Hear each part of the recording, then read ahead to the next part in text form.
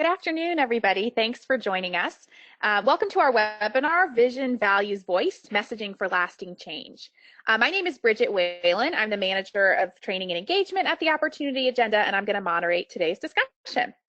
A quick word about the Opportunity Agenda for those of you who have never been on one of our webinars before or not as familiar with our work. We are a social justice communication lab. And what that means is that we work with partners to move hearts and minds toward lasting policy and culture change. And we're really delighted to be joined today by two of those partners to talk about vision, values, voice, and how we use them in our communication strategy. We are joined by Detention Watch Network, Silky Shah, Common Justice's Aseante Renee, and our very own Julie Fisher-Rowe to talk about how to craft effective messaging by identifying and evoking shared values and vision to change the national conversation, shift culture, and make lasting change. We're going to leave plenty of time at the end of today's presentation for questions, but you should feel free to enter questions as they come up instead of waiting until that time at the end in the questions box on your GoToWebinar panel. So you can enter your questions in real time and we'll get to them at the end. You can also tweet questions to me at Bridget M. Whalen on Twitter. And we have a very full webinar today with a lot of participants, so we may not get to all of your questions, but we'll attempt to answer as many as we can. Also, feel free to join the conversation online. We're using the hashtag Vision Values Voice, and you can tweet directly at OpAgenda at OpAgenda. One more note before we start. After the webinar concludes today, a short evaluation is going to pop up on your screen. It only takes a couple seconds. We really would appreciate your feedback because we're always improving our webinars based on participants' feedback. And then you'll also get a follow-up email with a few different materials from today's webinar, including a recording of this presentation. So you can share it with your networks. Any of your colleagues who couldn't make it today, feel free to spread that far and wide. So with all of that, we're going to go ahead and get started. A big thank you again to Ashanti and Silke for joining us, and for all of you on the line as well for joining us. I'm going to kick it off to Julie Fisher-Rowe, who's the Opportunity Agenda's Director of Narrative and Engagement. Julie, go ahead and start us off. Great, thank you. We can go to the next slide, please. Thanks, everyone, for joining today. We have been using this theme of vision, values, and voice for some time now, including the hashtag. But we really thought it was important today to, and this year actually, to kind of bring back this idea of vision, values, and voice. So vision being, what is our long-term thinking about our issues, about the various social justice issues that we're all working on? What is the long-term thinking that we need to share with all of our audiences so that people are not just stuck in today, which is often very bad, right? So what is this long-term thinking that we need to bring to everybody to remind them that we do have a big idea, we do have solutions, we do have hope and inspiration for them. Values being, how do we also just remind people that of what really matters? So when we're all under attack and feeling quite vulnerable, what are the things that inspire us and make us all as advocates want to move forward, but also what will inspire our audiences to want to really change, make things better, and hopefully make some extremely big changes in what's happening in our government right now. And finally, voice, which is who really needs to be a part of this. You know, I think we all know that it's extremely powerful when, especially people who are directly affected, directly impacted, have lived experience in these issues, are part of the conversation. And not just part of the conversation, but leading the conversation in many ways. And so, but often those are the voices that are left out the most.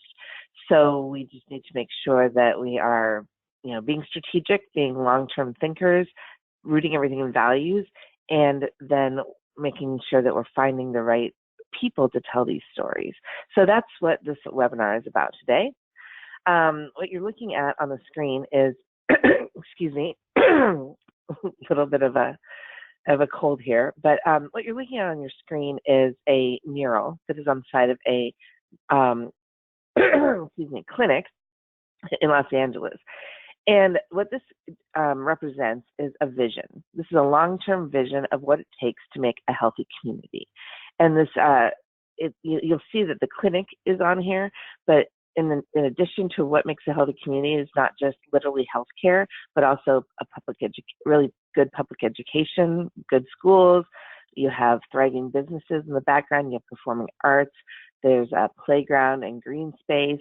this is what makes a healthy community. This is a vision. And if we start off with a vision first in our communications, it really is a lot more powerful than just starting off with, next slide, please.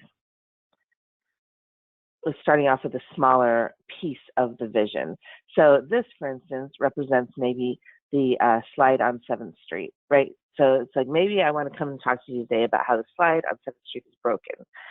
But it's actually more powerful to come to people with a bigger vision and say, you know what I want to talk to you about today is what makes a community healthy. It's all these different things, and we need our playgrounds to actually be functioning, but the slide on 7th Street is broken.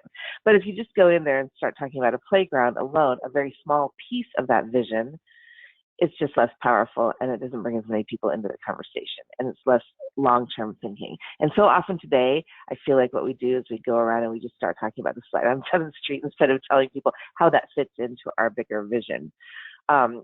But Silke's going to talk a little bit more about vision in a minute. Next slide, please. What I'm tasked with talking about are values. So these are just a few definitions of values. I think we've all heard a lot about values-based messaging for the past probably 15 years now. We're starting, I think as a sector, we're starting to understand the importance of values and how people make decisions through a values lens more so than a facts lens. But it's important to actually realize what we mean when we're talking about values, because a lot of things can get caught up in that. And one of the things that we often say is just to peel it back to what really matters the most. So it's like people sometimes say, like, education is a value. Is it a value, or what does that stand for? Does that stand for economic security for your family? Does it stand for just curiosity for the world? What does education really stand for? You know, due process is a value. Well, is due process actually a value, or what does that really mean?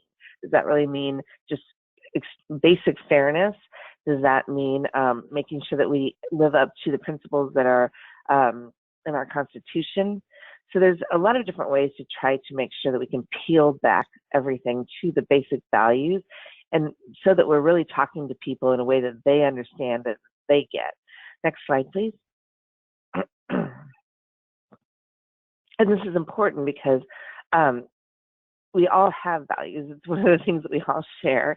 We don't always agree on them, or we don't always agree on the definition, but often you'll find with audiences that you think you don't agree with, that you do share a certain basic level of values. And while you can't maybe change their mind based on facts or based on studies or based on other things, sometimes if you peel it back and you can say, look, I think we both agree on this thing, these things that are developed through personal experience, through our family, through our shared culture, even, excuse me, you might be able to tell them a story that actually speaks to them a little bit more than entering the story through other venues. So this doesn't mean that you're going to change everyone's mind by just going straight to values, but it does mean that it can start a few more conversations. And that's often what we need to do, because we have a lot of great facts. We have a lot of great stories. We have a lot of other things that will eventually change minds. But often it's just how you start the story that can really lead to how effective the story is. And values are a good place to do that. Next slide, please.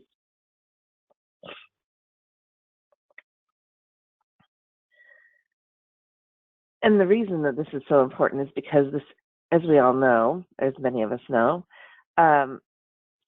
values affect everything about the way we think about things. So they affect our belief system, they affect the way we act, they affect our decision making in ways that, like I said, are more powerful often than facts or stories. Next slide, please.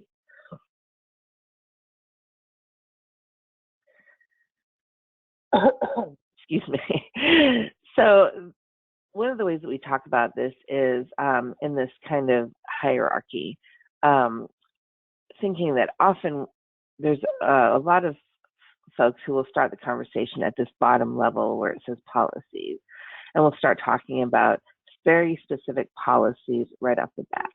And often there's acronyms in there. There's very specific language that policy folks will understand, but we sometimes make the mistake of taking that language and trying to put it out to other audiences in an effort to be persuasive. Problem is, this language is not persuasive.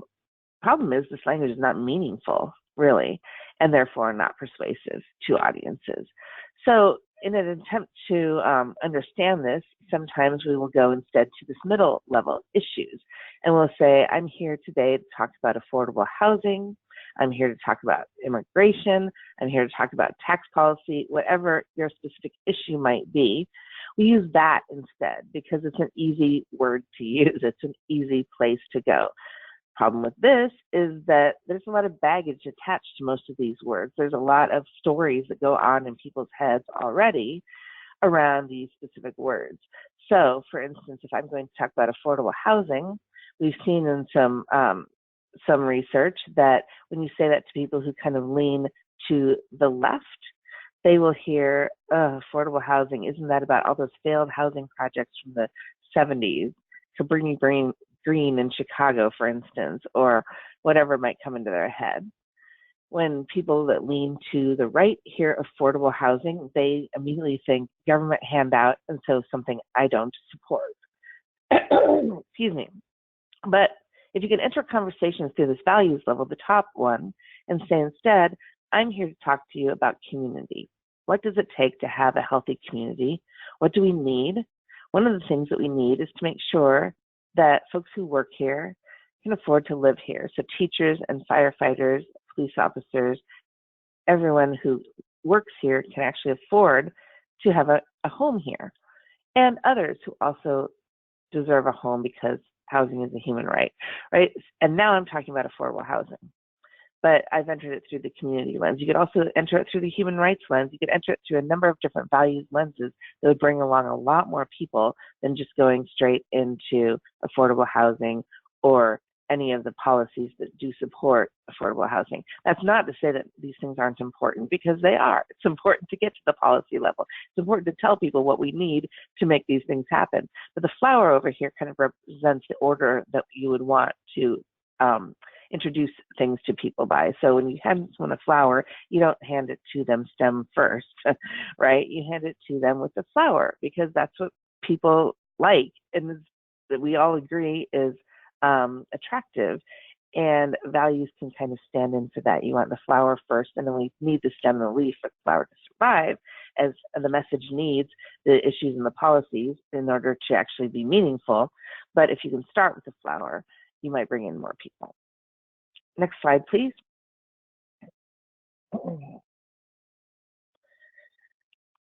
So in thinking about values, another way to think about this is that all of us, including our audiences, including ourselves, can hold two different stories in our heads at the same time that often are actually contradictory. We are not rational beings. We like to think we are, but if you look at most of the public opinion research out there, including a lot of other studies, you'll find that's not true. So if you have two different stories going on in your audience's heads, our job as communicators is to tap the one that gets us going in the direction that we want, that gets people thinking in the way that we need them to think, that gets people to understand things in the way that we would want them to understand, and that really enlivens the values that we want that are helpful to our cause. So next slide. So for example, in the criminal justice system, people understand that, have this idea of punishment, and also thinking very strongly about individual responsibility, that if somebody commits a crime or is convicted for a criminal offense, that is just about them and their behavior specifically, and what we should do to that individual person, and what not we, but actually the criminal justice system should do. There's an us and them thinking in there. Often a lot of stereotypes come flowing down through that side of thinking, often very racist ones. And there's a lot of fear in there. And so when that is the dominant way that people are thinking after they've watched a bunch of Law and Order or whatever else it might be, it doesn't lead to really great problem solving on their part, right?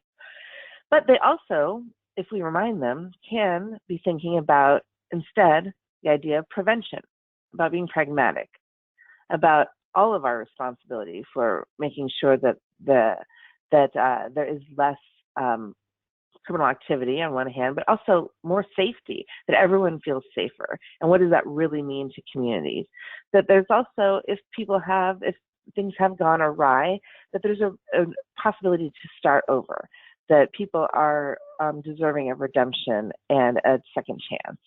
And also that everyone needs to be accountable, including the entire criminal justice system and all the players in it, including police officers, including judges, including prosecutors.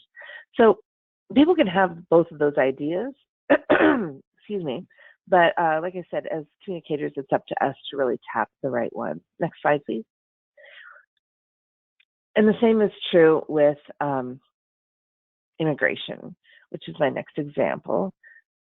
If we think about the different ways that people are thinking about immigration, sorry, our animations are a bit off. There's one side of them that thinks about all of the terrible things that we're hearing too much of today. And then there's the other side that thinks, I do understand that immigration is a core part of our country's both history and identity and our current economic needs, as well as just who we are. Right? I understand that we have shared responsibility to fix the issues that are going on. I have compassion for people in general, and everybody who's here, and people who are really going through, excuse me, some really scary and terrible things while they enter our country, and or before they enter our country, while they enter our country, and after they're here. And I really want to make it better. So wherever people are on these things leads them to different solutions on how they want to act. And typically when we base our arguments and values, we can get a lot farther. Next slide, please. So, excuse me, one of the ways to think about values is through our identity. So one of the ways that people think about, one of the ways people form values is through who they consider themselves. And so tapping into that can be very powerful.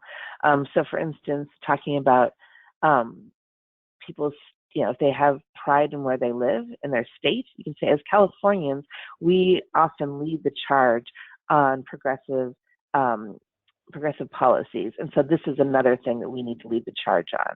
You can tap into that. Pride as a Californian. There's lots of other identities that we all subscribe to or identify with. Family is often a huge one. As a parent, I am, just so devastated to hear what's happening at our southern border and how we're treating families and children in particular. So just using excuse me, just a few words to tap into people's identity can be a great way to really enliven those values that we're talking about. Next slide, please.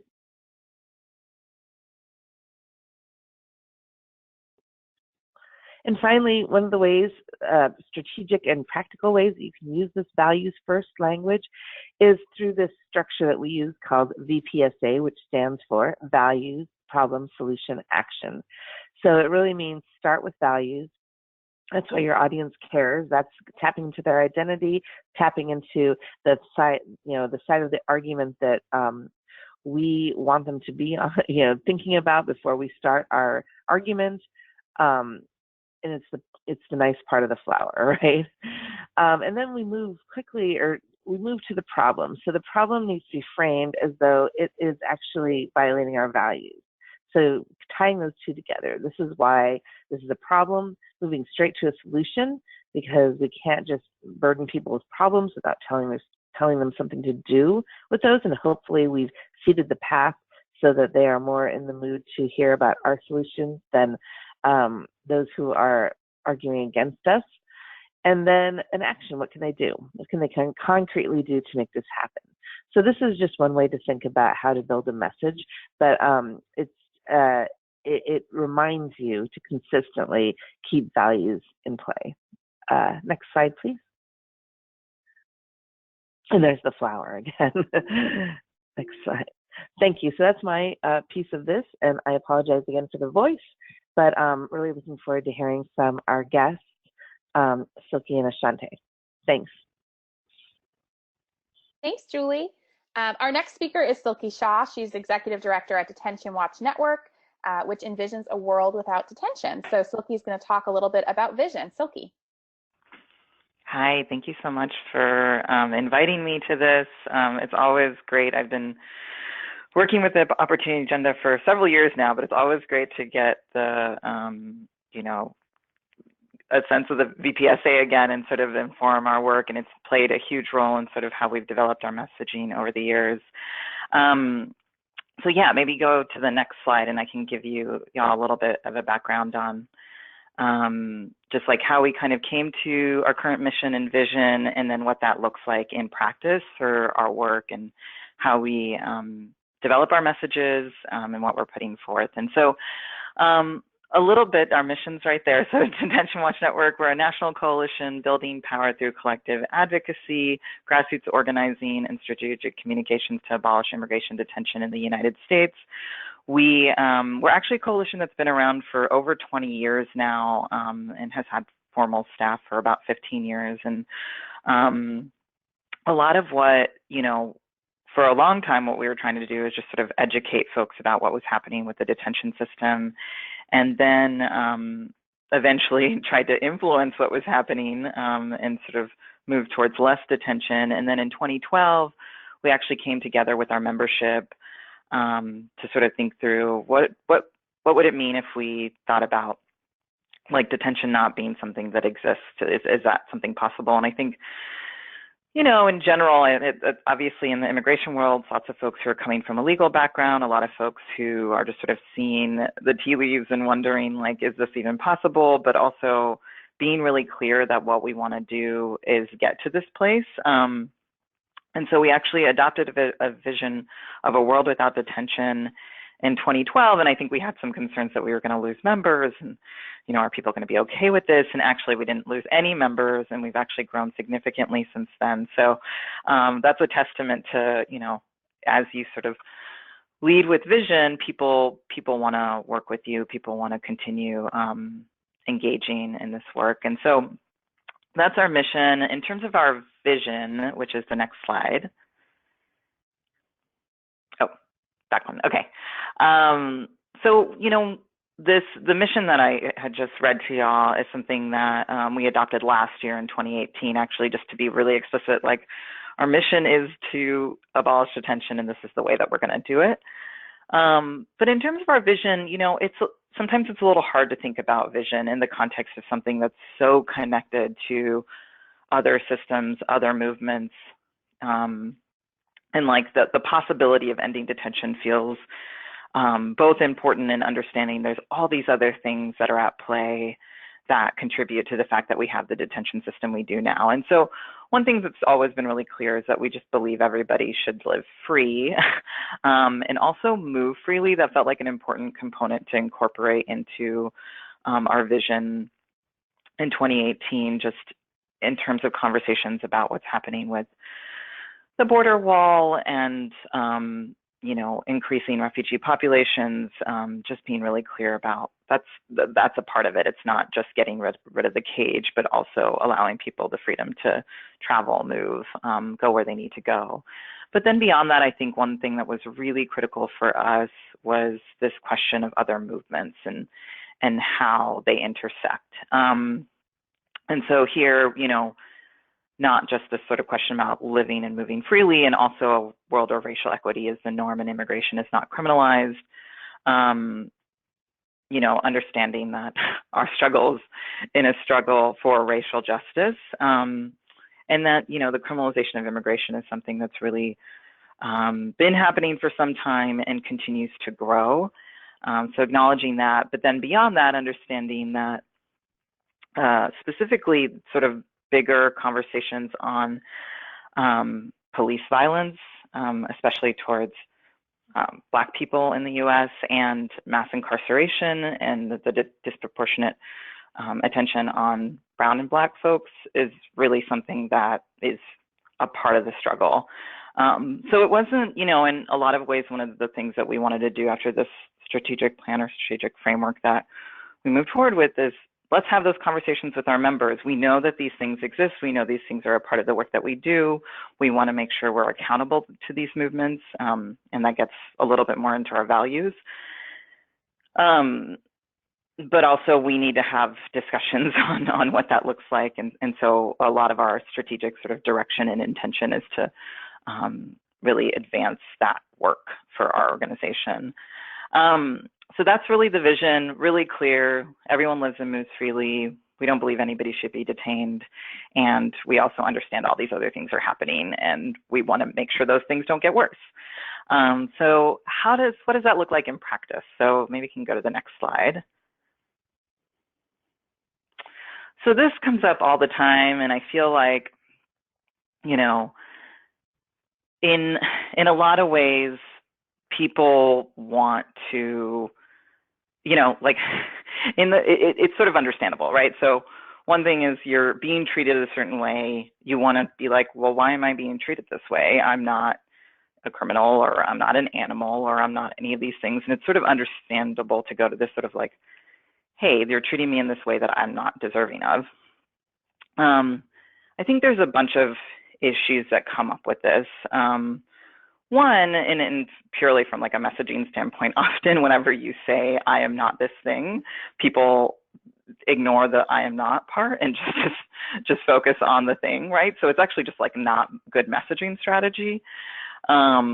So the example, very old example now of Nixon saying, I am not a crook, and everyone just really believing that like what they heard was crook, right? And so I think that's an important thing to name about just saying something like we are not criminals, or in the past people saying we are not terrorists. Like all of this stuff is not going to really help your argument. But beyond that, beyond just being like really problematic.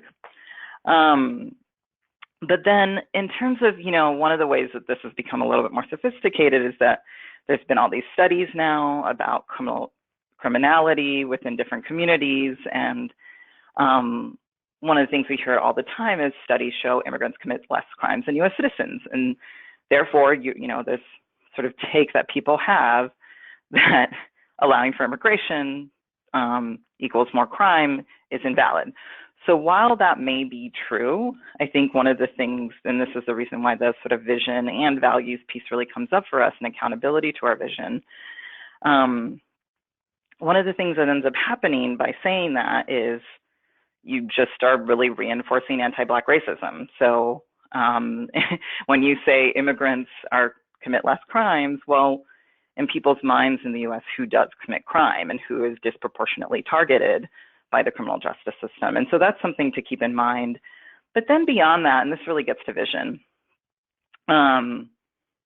you also end up inadvertently sort of negating your vision. So it says, well, if some people do commit crimes, they deserve detention or they deserve incarceration. And so some vision that says, hey, we think everybody should live and move freely, actually we're saying some people are deserving, these people that we're focusing on, these very specific people that we're focusing on right now don't. But even within the specific set of people that we're focusing on, some of those people might deserve it. So I think that's, you know, one of the things that we need to keep in mind when we think about how pervasive criminalization is, not just in our policies and our systems, but also in the language that we use and the ways that we exclude people. So, you know, this is one option of something you could say. The United States is grossly obsessed with incarceration, whether called detention center, facility, jail, or prison. These systems are the same unjust design to incarcerate Black and brown people and strip them of their dignity. The reason I posted that is, you know, there has been a lot of questions of, do you say detention center? What do you call it? But also, these systems are not, you know, I think some people think about them as separate systems, and in fact, they're just really intertwined. And I think we want to do everything we can to work in solidarity with folks who are working on criminal justice reform, on prison abolition, and taking approaches that are sort of more forward-thinking as well in the work that we do. And then I'll go to my last slide and wrap up here. So in terms of leading with vision, I think one of the things that's become clear is a lot of times, you know, as Julie was saying, we'll say, we want this policy, or, you know, or just often actually say things that are really negative, like there's this many number of detention beds and this many people are being targeted and these really horrible things have happened in detention, which is all very true and all important for people to know and be educated about. But then it sort of negates, or it doesn't like help you get to like, well, what are we actually saying here and what are we actually trying to change here? So these are some, messages that we've created to like really get at that question. And incorporate our vision. So no matter where someone came from, how they arrived in the United States, their life is of value and they deserve to be treated with dignity and respect. Really, that's really getting into the values piece as well. But I think just getting to this question of like, well, some people are deserving and some people aren't, it's like, it doesn't matter. People deserve this regardless. We believe that we all do better when everyone has the opportunity to succeed, which means we believe in investing in strong families and communities by using tax dollars to support critical education, housing, nutrition, and healthcare programs. This really comes from, we have a national campaign in coalition with lots of other partners called Defund Hate that's looking at cutting the budget of ICE and CBP. And I think a lot of times when, so much of what we do often is ask for things to go away. So stop funding this so much, shut down this detention center. And we're not really being clear about the things that we need. And so trying to understand, help people understand like, well, if you actually cut this money, like all these things that actually really do need support can get that. And that's the vision that we need if we have a society where there is racial equity. This is what it would look like more. Every person has the right to move and live freely in community and with their family without a fear of being separated from their loved ones or displaced from their home. So again, just writing the vision right into our messages and really leading with it. I think it's something that has allowed us to not, I think working on immigration, it can be particularly harrowing in this moment. But I think a lot of times when we even incorporate this kind of language in our vision, it helps us keep going. So yeah, I'll end it there and, stay around for questions at the end, but thank y'all for having me on. Thanks so much, Silke. Yeah, and I'll use that as a plug too. If you have any questions, again, as our speakers are talking, so you don't forget, go ahead and enter them in the questions panel on your GoToWebinar little side panel there, so that at the end we have plenty of robust questions for a good, rich discussion. But our last speaker, before we get to the questions, is Aseante Renee. She's the Director of Communications at Common Justice. Ashante's work and Common Justice work really centers on, or centers the voices of people who have survived violence and puts forward the solutions that they envision. So Ashanti, please tell us about that.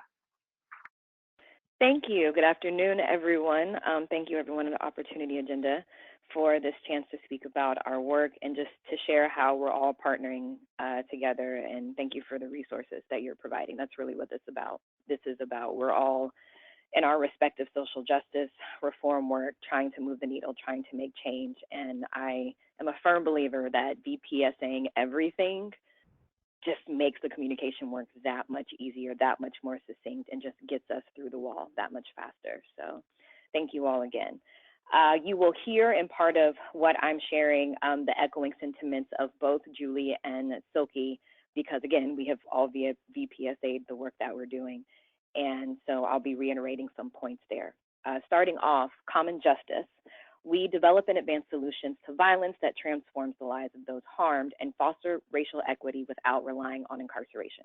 We build practical strategies to hold people accountable for harm, break cycles of violence, and secure safety, healing, and justice for survivors and their communities.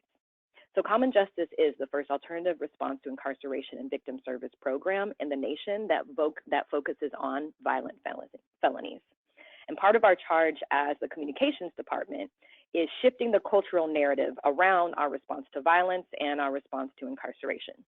Just shifting the whole narrative, cultural narrative that we have had for decades and centuries long. We often say we may have won the Civil War, but we lost the cultural one, which means this narrative that claims that prison and incarceration is the only way to repair harm and keep people safe is still embedded in our society. And it's a narrative that doesn't take into account or center the actual needs of survivors, particularly survivors of color, which is why it is so important that the stories of people with lived experiences be told. Next slide, please. And so we need to understand the need for telling these types of stories. In this cultural climate, particularly in this cultural climate, especially with elections and all the things that are coming up, we need to lift up the voices of people with lived experiences in our reform work. That is absolutely crucial. And it's crucial because centering their experiences and needs should be the lens through which we approach our work. People with the lived experiences in our reform work need access to opportunities to shape our strategy. So actually centering them means they have a say in how we fight for them, how we plan, how we message, how we do all of our VPSA work. If the people with lived experiences you're fighting for aren't informing your strategy, that's a blind spot. If their values aren't coming through in your planning, that's a blind spot.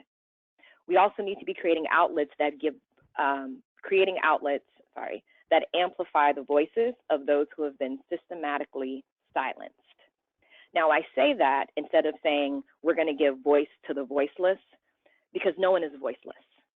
That is another component, kind of to Silke's point, using certain language and removing certain language from our vocabulary. No one is voiceless. We are not giving people a voice. What we are doing is elevating the experiences of those who have been systematically silenced through our particular platforms, whatever those platforms might be. We're also elevating survivor-centered experiences here, because that must be the beacon through which we look at healing, and we look towards healing. And that should be at the heart of our messaging. Next slide, please. So how do we shift the narrative? I'm going to be completely honest with you all. They have us on here to speak to you and share with you about what we're doing. I'm still actually trying to figure out how to do that. So if anyone has any suggestions in the comments, by all means, please share those. But I can tell you what we figured out so far. In order to shift the narrative, we understand that stories of people's lived experiences actually help disrupt the false and prevalent narratives currently being disseminated, right? The loudest, most exposed, most seen voice on CNN, MSNBC, all the platforms isn't always the right voice, but it is the most exposed and it is the loudest. And so that is actually a problem. And that's why certain voices are important, not only for the debate, but for the connection. So to Julie's point, speaking about values, handing the flower with the actual bulb going first, the beautiful part of the flower, speaking to the values. People are going to argue facts all day long. They love to argue facts. We're seeing that in the elections now. We see that on TV daily. People will argue facts day in and day out. What people can argue is experiences. They can't argue feelings. That's a connector. And so when she was talking about the connecting values and those components, people all feel hurt, sadness, fear, pain, abandonment, betrayal, joy, happiness, elation, breakthroughs. People feel those things. So allowing folks with lived experience to share those components of their story help to strip away some of the stereotypes that people will see and the unconscious bias that people see when they first engage someone, and help to make that connection with another person with similar experiences. So the other piece is empowering, and I want to say now empowering and encouraging people with lived experiences to speak their truth has to be at the core of our work, because encouraging them to share their own story is absolutely necessary. We found out with our digital work, and I'll speak to that in a minute, with some of our digital work, it was actually hard to get people to tell their stories because no one had ever asked them before. And so folks didn't even know how to start sharing their stories because they'd never spoken it themselves, because no one had given them space to speak their own voice, like to share their own experience, right? And so it is empowering people, but it starts with just encouraging folks. It's like, what did you go through? What is your experience? Look at this strategy that we have. What are we missing? And have those voices and those experiences in there. And so shifting the narrative both comes to empowering and encouraging the people with the lived experience to share their story, but it also requires us to shift the filter through which society takes in those stories, which is a little bit more difficult because we have been socialized to believe certain things with certain buzzwords. That's why most of our opposition uses certain phrases, which is why Silke said again, like if we are trying to remove certain language, don't use that language in our counter argument. So don't say we are not criminals. All people are still hearing is the counter narrative, right? And so we have to shift the filter through which people are even taking in stories and understanding information. Next slide, please. And so some examples that we have with common justice and shifting the narrative. First, going back to the values piece. We understand that shifting the filter for us means getting people to start asking themselves, is the solution that's under review, is it connected to general values that people say that they have? And so for us, those values would be racially equitable, survivor-centered, accountability-based, safety-driven. And so we keep pushing those values. You want things to be safe, right? We want people to be held accountable. We want the survivor to be centered when they've been harmed. And we say we want things to be racially equitable. Okay, we can be in agreement about that. Well, does this solution meet up to that? Does this solution pass that litmus test? Well, if not, then that ain't the solution. And so that's how we're using some of the values piece in it. Other ways that we've done it, news outlet stories where we're collecting language. You'll see on here, news outlets must drop the term like convict and gangbanger. Again, it reiterates negative stereotypes and brings up bias when people are trying to listen to a positive message. They're still hearing that negative component, and it's reinforcing a negative message that we are trying to dismantle. Another example, our executive director, Danielle Sered, wrote Until We Reckon, where she shares tangible steps about how to implement alternatives to incarceration programs and what accountability actually can look like in both our justice system and society. And other examples that we use are op-eds, blog posts, social media. Social media is a huge one. And the digital series, Ever After, that is specific to common justice. Next slide. And so with Ever After, what we wanted to do was tell new and more complete stories about violence and its aftermath. And we understood that we would never be able to transform our responses to it and keep people safe and well if we didn't tell those stories. And so with Ever After, we asked crime survivors to share what safety, accountability, and healing look like for them and how they were able to obtain it without the help of the current criminal justice system that often refused to see them as victims. And so again, safety, accountability, and healing, values, things that people can connect to and relate to, and all of us want, right? So in this particular series, what these amazing, courageous people do is they share what type of system they would design, what type of justice reform system they would design. And even in this, I'm even taking out the language criminal justice system, because also criminal justice is an oxymoron. It's criminal and that just doesn't work. So the justice reform system, right? And so they're sharing what type of system they would design based on their lived experiences and how they want to be treated, what engagement would look like for them, and what they needed to feel safe and get closure. And that's basically the litmus test of our work. Are we meeting the needs of the person that was harmed? Are we utilizing our resources to make sure they get to, one, share their own experiences, and two, make sure that they have a national platform to do so? And there are other, within the series, we also tried to make sure that, not even tried to, we are adamant about making sure that because we center survivors, they have the final say in what these stories look like. And so we will film them. We have filmed in Detroit, New Orleans, Chicago, New York. We're looking to a few other cities. Once we have filmed all their stories, we actually send the final story back to that survivor and have them review it and what changes they want to make and what pieces they want to remove. We work with them on that, and that they get to decide what the final product looks like. They get the final say. There was actually 2 different stories where it held up production for a bit because we were adamant about them telling their stories their way in a way that was comfortable for them. We are not in charge of their stories. We're not in charge of fixing anything. We're not in charge of any of this. We are literally here to just be a platform for other people to elevate their experiences, to make that connection with the community. That's what we do. So with Ever After, we are telling those stories. And so there's a lot more I can say about that, but for the sake of time, I want to make sure we honor that and people get a chance to ask questions. So that is all I have for now. Thank you all for your time. Thank you, Ashanti. So yes, if you have a question, please go ahead and enter it in the questions panel on the GoToWebinar panel, the questions section on the GoToWebinar panel. You can also tweet questions to me. I'm going to actually kick us off with a question from Twitter. Ashanti, while you still got the mic, Someone asks, for survivors of violence, retelling stories can be traumatic rather than empowering. How are you balancing that in your work? And also, how do we develop compelling messages that are not exploitative or harmful to the people that we're working with? Great question. So we make it very clear going in that they are in complete control of how this process works. I am also a licensed clinical social worker, which means I approach this through a therapeutic lens. And so we are working with the crime survivor who is sharing their story all the way through. We do prep interviews and conversations with them. We send them the questions ahead of time. They get to decide ahead of time which questions they will and will not answer. When we get into the session and we're interviewing them, if there's a part they don't want to speak to, we shut that down. No questions asked.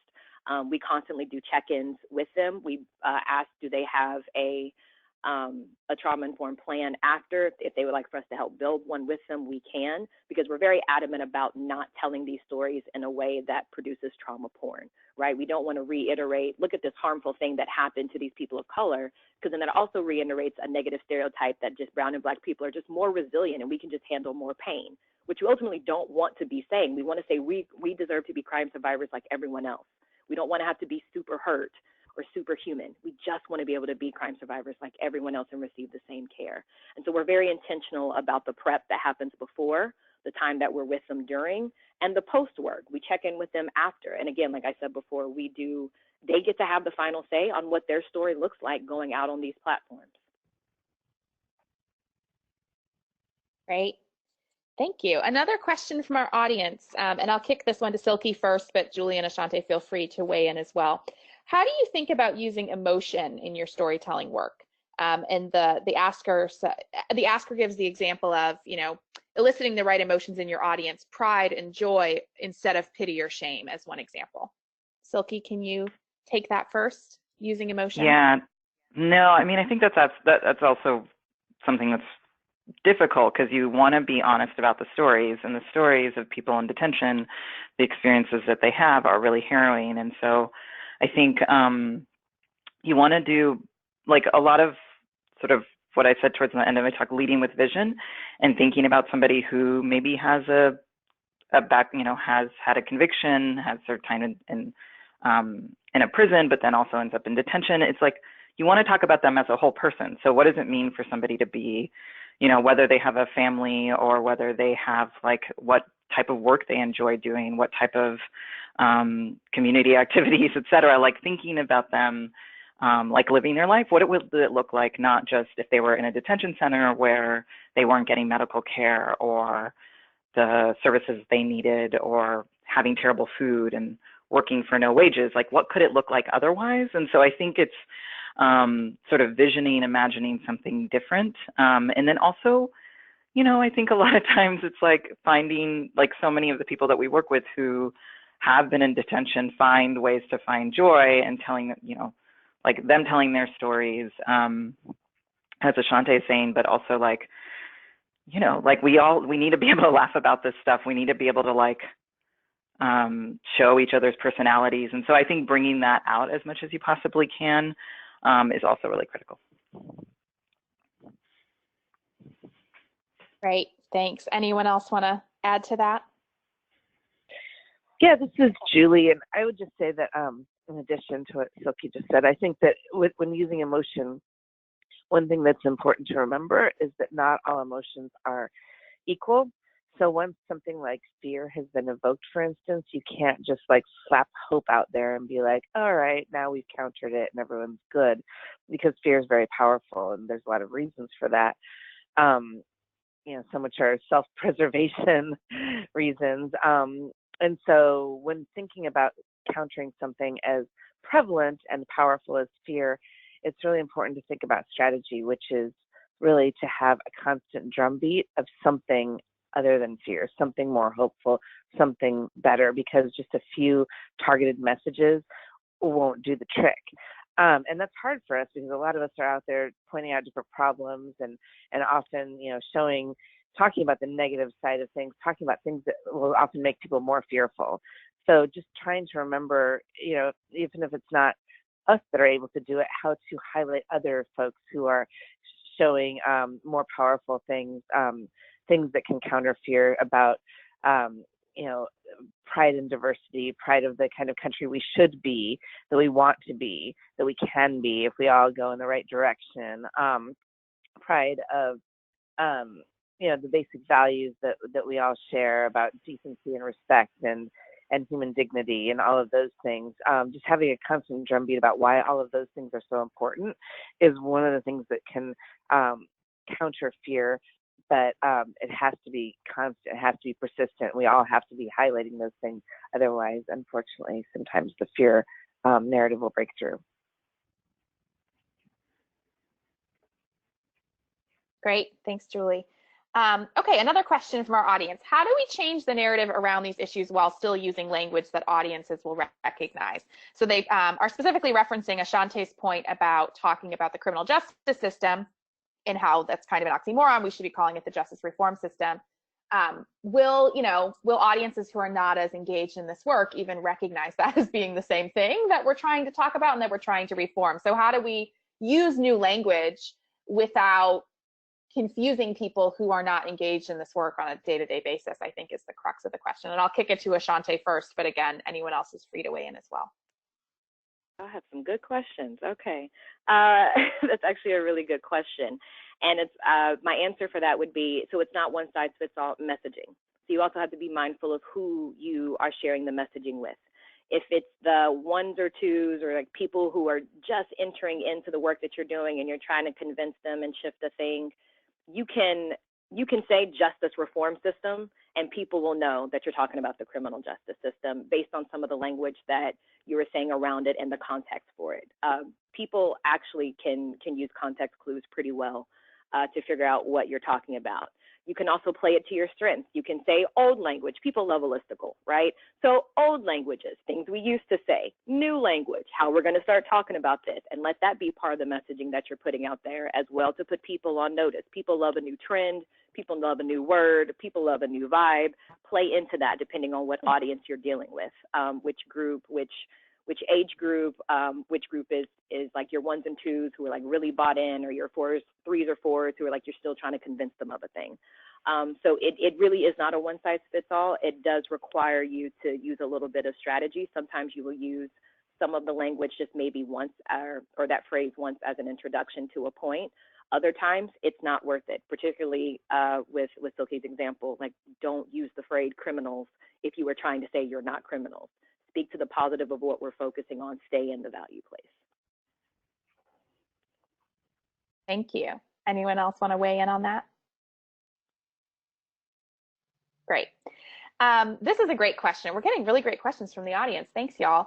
How do we work with the media about the importance of language and about moving away from some of these frames that are so harmful? So the frame of criminality that a lot of people approach immigration through and detention through as well when they're thinking about those issues, and just other sort of pervasive frames that the media reinforces. How do we work with reporters to kind of do better on some of these things? I'll kick it to Silke first. Yeah, I mean, I think it's like, a lot of times people just assume the way things are going to be. And so a lot of times I'm, somebody who really loves context and really loves talking about what's happened in the past, which is hard in a country where people, I think I had somebody say to me once that the U.S. is pathologically ahistorical and not really considering the things that have happened in the past. And so a lot of times it's educating them on like, hey, we have, not just in the last 2 years or 2.5 years of the Trump administration where we've grown the detention system by more than 15,000 beds, but actually the system didn't exist in the way it does now in the early 80s, and we could have something totally different. And so I think it's like pushing them to get outside of their box and like keep reinforcing the frames that we've been talking about throughout the call, which is that, immigration means more crime or et cetera. And I think then challenging them on that sort of notion of like, well, if we're having this bigger conversation about incarceration and hyper-incarceration use in this country, doesn't that connect to this other thing? So sometimes it's just connecting the dots for them, offering context, being able to just really educate. I mean, I think similarly to what we do with our members, but I think with media, they get so fixated, especially from a policy lens.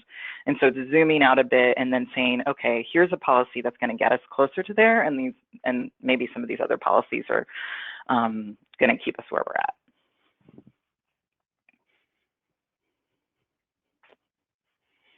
Absolutely. I definitely want to echo what Silke just shared. It really is about the education. Another component to that is also being aware that as we're doing the work, those of us that are working in our respective social justice reform projects and nonprofits and experiences, that we're not throwing each other under the bus. So it's also checking the language. So reporters need our content. They actually, the same thing we say to people when they're telling their stories, they actually have the power because they have the content. We have to get that content from them or we have nothing to share. And people are going to want, different sides of the story. So as you're educating them, also evoke that power and that autonomy that you have. Like, we need to see the story before it goes out, and just not noticing your own language where something might be problematic. Problematic language. If I'm writing an op-ed piece and then someone says something problematic related to immigration or women's rights or LGBTQIA rights, I'm going to notice a phrase and be like, oh, so we're also not allowed to use that language either, because we're working as a collective. Like, we're not throwing anyone else under the bus in order to get our message out there. And so that's also just being that support and that ally to our fellows in the work. The other piece is social media is a beautiful place to tell other stories. If reporters want to continue to do something one way, find a way around it. Go to YouTube, go to social media, go to Instagram, go to Twitter, go to Facebook, flood those things, at them on Twitter, call them out in all these other spaces. There are a few folks that I love what they do. They'll screenshot something and be like, problem language, this is what we should be saying. And so then it becomes a moment of educating. So there are a lot of ways to get around it if educating them. If they're not receptive to education, there are other avenues. Okay, I'm hoping I can sneak in one more question under the time here, but I'm going to ask you to be brief. How do you respond? How do you respond to the critique that you're unrealistic, that these visions are too ambitious, perhaps, and they're not achievable? I'll kick it to Silke first.